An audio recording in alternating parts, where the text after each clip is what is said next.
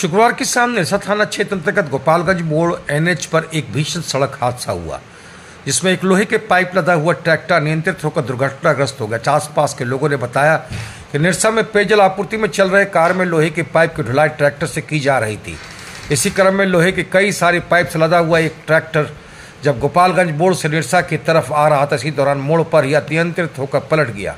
और इस पर सवार 3 लोग काफी गंभीर रूप से घायल हो गए। दुर्घटना इतनी भयावह थी कि ट्रैक्टर के परखच्चे उड़ गए और वहीं उस पर सवार चालक तथा 2 सहचालक काफी गंभीर रूप से घायल होकर सड़क के नीचे पड़े रहे। इसके बाद आसपास के लोगों ने तत्काल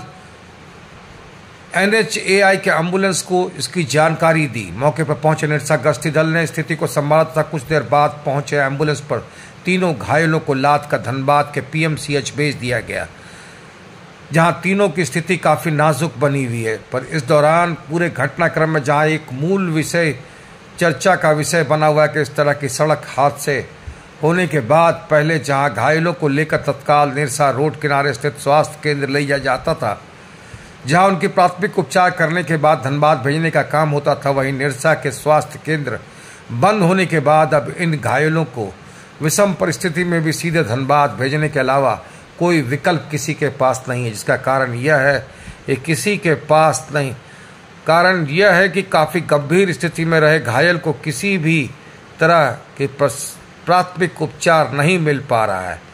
और 1 घंटे का रास्ता तय कर उसे धनबाद जाना पड़ रहा है, जिससे उसकी जान काफ़ी हद तक जोखिम में बने रहा है। निरसा के स्वास्थ्य केंद्र को पांडरा मोड़ में जाना